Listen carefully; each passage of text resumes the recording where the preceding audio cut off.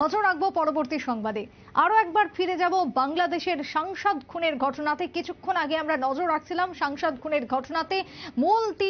মূলত যে তিনজনকে এখনো অবধি গ্রেপ্তার করা হয়েছে তাদেরকে জিজ্ঞাসাবাদ চালাচ্ছে সিআইডি। অন্যদিকে মূল অভিযুক্ত এখনো পর্যন্ত সম্ভবত পলাতক, যে খবর উঠে আসছে পুলিশের সূত্রে। অন্যদিকে এখন যে ছবি দেখাচ্ছি একেবারে এক্সক্লুসিভ, দেখতে পাচ্ছেন বাংলাদেশের সাংসদের মৃতদেহ উদ্ধার করতে ভেরিতে নামানো হলো ডুবুরি, অর্থাৎ সেই ভেরি যেই ভেরির কথা বলছিলাম কিছুক্ষণ আগে, ভাঙড়ের সেই ভেরিতে এবার ডুবুরি নামানো হলো। ডুবুরিরা উদ্ধার করতে চলেছে, দেহ উদ্ধারের চেষ্টা চলছে এক প্রকার বলাই বাহুল্য। ড্রোন উড়িয়ে পর্যন্ত তল্লাশি জারি রয়েছে। ড্রোনের মাধ্যমেও বেশ কিছু ক্ষেত্রে ফটো কালেক্ট করার চেষ্টা চালানো হচ্ছে। ড্রোনের মধ্য দিয়ে এমনটাই গোয়েন্দাদের থেকে খবর, সিআইডির গোয়েন্দারা সেই চেষ্টা চালাচ্ছে। সিআইডির সাথে যৌথ তল্লাশিতে নেমেছে কলকাতা পুলিশের বিশেষ বাহিনী। এই মুহূর্তে দাঁড়িয়ে যে অভিযান জারি রয়েছে, এক প্রকার বলা যায় বাংলাদেশ সাংসদ খুনের কুলকিনারা খুঁজে বার করতে উঠে পড়ে লেগেছে গোয়েন্দা দপ্তর এবং তার সঙ্গে কলকাতা পুলিশের একটি বিশেষ শাখা, তারা কাজ করছে। অন্যদিকে আরেকটি টিম রয়েছে বাংলাদেশে। সব মিলিয়ে যৌথভাবে চলছে এই তল্লাশি অভিযান। কথা বলবো এক্সিকিউটিভ এডিটর নীল রয়েছে টেলিফোন লাইনে। নীল, বর্তমানে ভারতবর্ষে চলছে নির্বাচনী আবহ, তার মধ্যে বাংলাদেশের সাংসদ খুন হয়ে গেল কলকাতার বুকে। এই ঘটনার এখনো পর্যন্ত যে ছবি আমরা দেখছি, ভেরিতে নামানো হলো ডুবুরি, কি জানতে পারছো? কতটা তদন্ত প্রক্রিয়া এগোচ্ছে? দেখো, এই মুহূর্তে যদি বলতে হয়, কলকাতা এবং পশ্চিমবঙ্গ কার্যত একটা থ্রিলার দেখছে। একদিকে যদি তুমি দেখো তাহলে শুভেন্দু অধিকারীর গড়, পশ্চিমবঙ্গে আগামীকাল ষষ্ঠ দফার নির্বাচন। সেই ষষ্ঠ দফার নির্বাচনের আগে সংঘর্ষ, মারামারি। গতকাল আমাদের রাজ্যের মুখ্যমন্ত্রী মানিক সাহাকে তার মিছিল আটকে দেওয়া হয়েছে। অন্যদিকে ঠিক ভাঙড়ে আবার ঠিক উল্টো চিত্র। সেই চিত্রটি বাংলাদেশ খুনের যে সাংসদ যে খুন হয়েছেন আনোয়ার, সেই আনোয়ারের দেহ এখন উদ্ধার করাই কার্যত বাংলার গোয়েন্দাদের কাছে চ্যালেঞ্জ।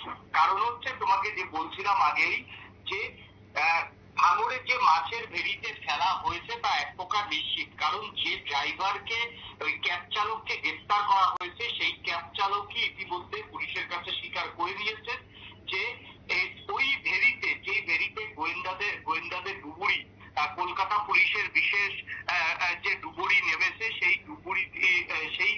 ডুবুরি দিয়ে কিন্তু ওই ভেরিতে ইতিমধ্যেই তল্লাশি অভিযান করছে। এখন যেটা প্রশ্ন হচ্ছে, ডুবুরি নামিয়েও আদেও কি এই মুহূর্তে কোনো লাভ হবে?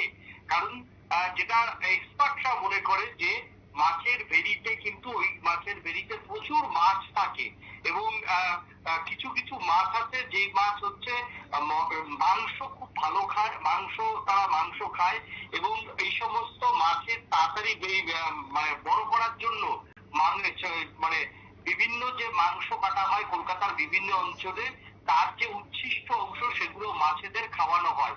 সেই রকম যদি বাংলাদেশের সাংসদকে, যেটা জানা যাচ্ছে যে পিস পিস করে তার মৃতদেহ কনফার্ম করে পিস পিস করে কাটা হয়েছে এবং কাটার পর তাকে জলে ভাসিয়ে দেওয়া হয়েছে, সেইখানে যদি তার বডি ভাসিয়ে দেয় তাহলে কিন্তু হাড়গোড় ছাড়া পুরো বডি কিন্তু পাওয়া কার্যত অসম্ভব। সেই হাড়গোড় হয়তো উদ্ধার হলে সেগুলোকে ডিএনএ পরীক্ষার জন্য পাঠাবে, ডিএনএ পরীক্ষার জন্য পাঠিয়ে তারপর সেটা কনফার্ম হতে পারবে। তবে এখনো পর্যন্ত যেটা জানা যাচ্ছে যে উদ্ধার হয়েছে ওই সাংসদের মৃতদেহ, এবং তবে এখনো পর্যন্ত কলকাতা পুলিশ বা সিআইডি তারা কিন্তু অফিসিয়ালি কিন্তু কনফার্ম এখনো করেনি। তার কারণ হচ্ছে, অফিসিয়ালি কনফার্ম করবে না, কারণ কিভাবে উদ্ধার হয়েছে দেহটা, সেই দেহটা আদৌ শনাক্তকরণ করা যাবে কিনা। যদি করা যায় তাহলেই কিন্তু আজকে ডিক্লেয়ার করবে, না হলে কিন্তু এটা ডিএনএ টেস্টের জন্য পাঠানো হবে। ডিএনএ টেস্ট রিপোর্ট যতক্ষণ না পুলিশ হাতে পাবে ততক্ষণ ওইটা সাংসদের যে বডি সেটা কিন্তু ঘোষণা করবে না সিআইডি। অর্থাৎ এই নিয়ে এখন বিস্তর ঘোলা। পাশাপাশি ঝোপঝাড়ে ফেলে দেওয়া হয়েছে কিনা, কারণ যে ভেরিগুলি সেখানে প্রচুর ঝোপঝাড় থাকে, সেই ঝোপঝাড়েও কিন্তু কিছু রয়েছে কিনা সেটার জন্য ড্রোনের সাহায্য নেওয়া হয়েছে।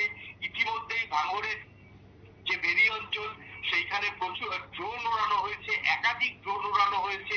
ড্রোনের মারফত ছবি লোকেট করার চেষ্টা করা হচ্ছে যে কোনো জায়গায় কোনো ট্রলি বা কোনো ব্যাগ বা কোনো বাক্স সেই জায়গাতে রয়েছে কিনা।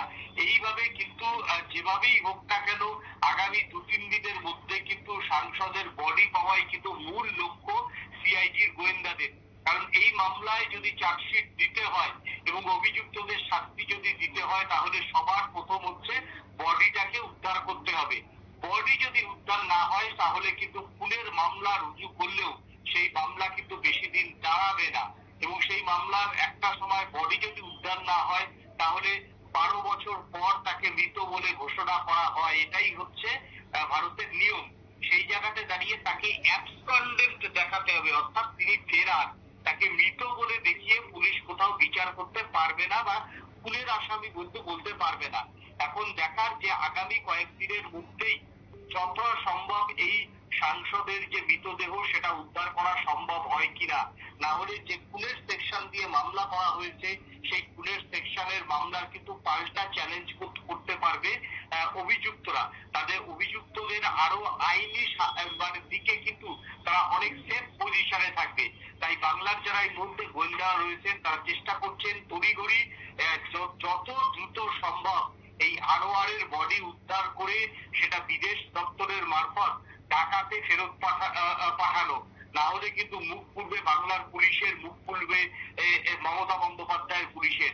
তাই পুলিশ চাইছে এই মুহূর্তে বডিটাকে উদ্ধার করে এবং সেটাকে শনাক্ত করে দ্রুত দুই দেশের নিয়ম যা নীতি যেগুলো আছে সেগুলো মেনটেন করে দ্রুত ঢাকায় পাঠাতে। তাহলেই কলকাতা পুলিশের মুখ রক্ষা হবে। একেবারে তাই। ধন্যবাদ তোমায় নীল। কথা বলছিলাম আমরা বাংলাদেশের সাংসদ খুনের ঘটনাতে ইতিমধ্যে মাছেরা যদি খেয়ে নিয়ে থাকে তাহলে সেই বডি উদ্ধার করা কিন্তু এখন যথেষ্ট কষ্টসাধ্য বিষয় হয়ে দাঁড়িয়েছে। তবে অন্যদিকে যদি হাড়গোড় কিছু উদ্ধার করা হয় তাহলে তার ডিএনএ টেস্টের মধ্য দিয়ে জানা যাবে যে আসলে তা বাংলাদেশের সাংসদ আনোয়ারুল আজমের দেহ কিনা। এমনটা কিন্তু এই মুহূর্তে সিআইডি এবং কলকাতা পুলিশের তরফ থেকে জানানো হচ্ছে। ছোট্ট একটা বিরতির পর ফিরে আসবো, সঙ্গে থাকুন।